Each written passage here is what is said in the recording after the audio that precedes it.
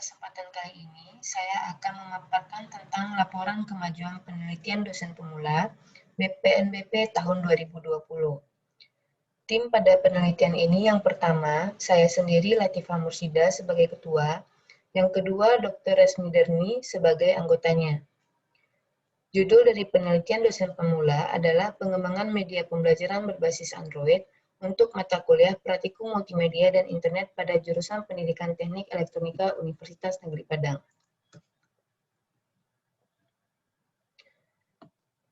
Bab 1, pendahuluan.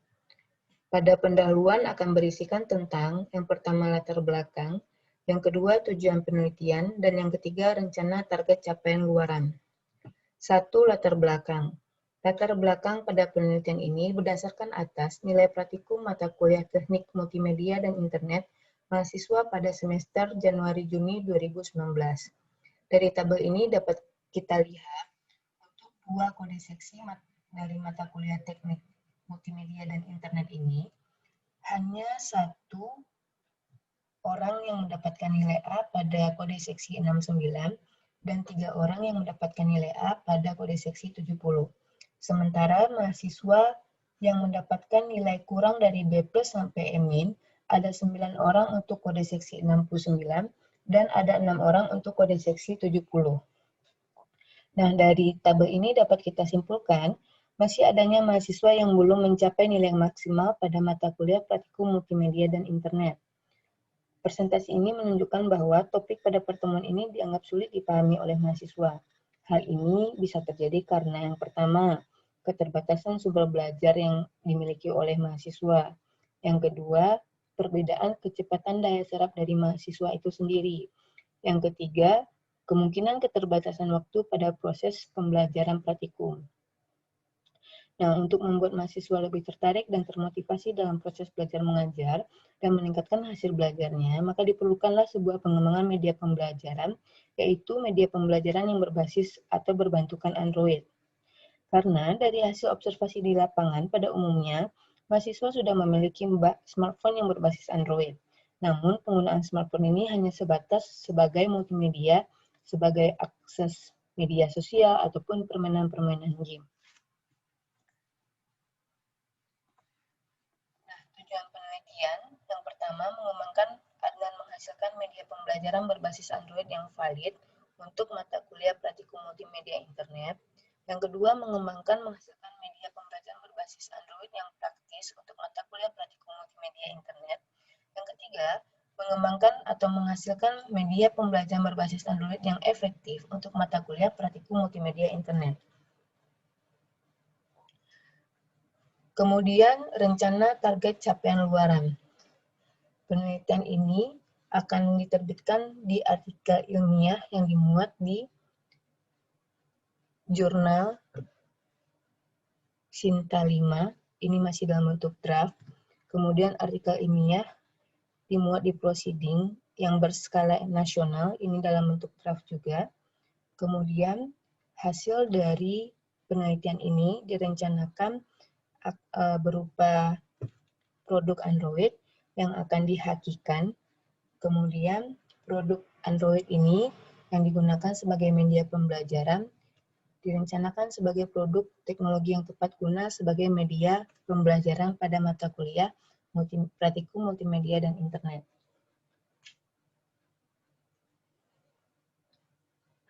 Bab 3, metode penelitian. Berisikan yang pertama analisis perancangan sistem dan yang kedua metode penelitiannya. Analisis perancangan sistem. Pada penelitian ini ada 4 tahap analisis dan perancangan sistem. Tahap pertama yaitu menganalisis sistem. Sistem yang dianalisis adalah sistem yang berjalan, kemudian menganalisis masalah yang ada, dan kemudian menganalisis sistem yang akan diusulkan. Lalu setelah tahap pertama selesai akan lanjut ke tahap kedua yaitu analisis kebutuhan sistem. Di analisis kebutuhan sistem akan dianalisis kebutuhan fungsional dan kebutuhan non-fungsional. Di tahap ketiga, selanjutnya ada perancangan sistem. Perancangan sistem ini menggunakan use case, activity diagram, communication diagram, deployment diagram, flowchart, dan interface. Dan yang terakhir adalah uji praktikalitas. Uji praktikalitas ini ada dua. Yang pertama uji praktikalitas aplikasi dan kemudian teknik analisis datanya.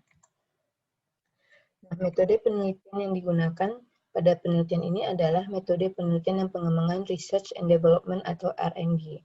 Pada metode penelitian R&D ini ada 3 tahap. Tahap pertama itu adalah tahap penentuan, yaitu menganalisis kebutuhan melalui observasi, menganalisis karakteristik mahasiswanya, dan menganalisis konsep atau isi dan materinya. Setelah tahap penentuan selesai, maka lanjut ke tahap selanjutnya, yaitu tahap pengembangan. Di tahap pengembangan ini akan dilakukan perancangan prototipe mobile learning-nya. Kemudian setelah prototipe mobile learning dirancang, akan dilakukan validasi pakarnya. Selesai pada tahap pengembangan, akan lanjut ke tahap penilaian. Di tahap penilaian ini akan diuji coba produk yang telah dirancang sebelumnya, yaitu prototipe mobile learning ini. Yang akan diuji itu adalah tentang uji kepraktisannya dan kemudian uji efektivitasnya. Melalui 3 tahap ini selesai, maka akan terbentuklah sebuah media pembelajaran mobile learning yang valid, praktis, dan efektif. Kemudian hasil penelitian. Berikut adalah tampilan dari hasil perancangan sistemnya.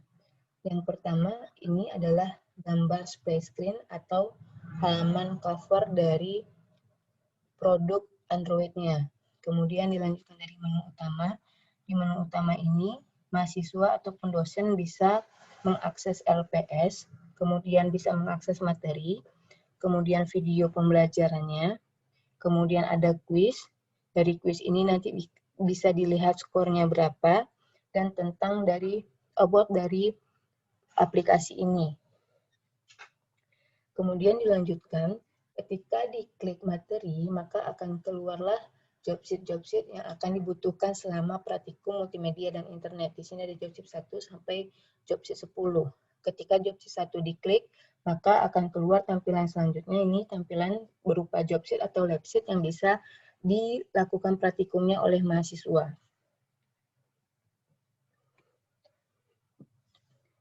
Ini adalah menu dari video. Nah, ketika menu video diklik dari menu utama, maka akan keluar video-video yang telah dibuat atau diupload oleh dosen. Nah, mahasiswa bisa melihat bagaimana proses praktikum dilalui video ini. Kemudian video ini juga akan diupload ke YouTube dan mahasiswa juga bisa mengaksesnya di YouTube. Kemudian selanjutnya, ini adalah menu latihan. Nah, di menu latihan ini, mahasiswa diberikan untuk penugasan yang harus dikerjakan, kemudian penugasan ini akan diberi penilaian. Penilaiannya bisa dilihat di menu score.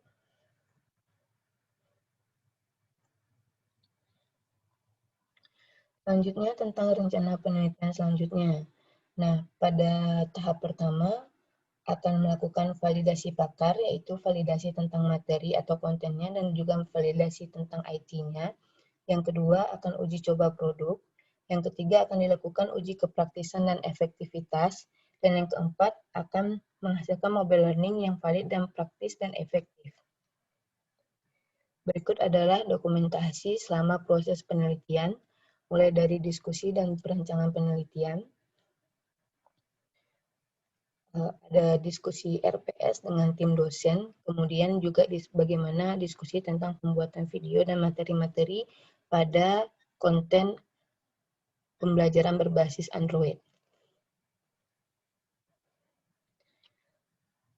Berikut sekian penjelasan dari saya. Terima kasih atas perhatiannya dan terima kasih atas saran-saran yang akan diberikan nantinya.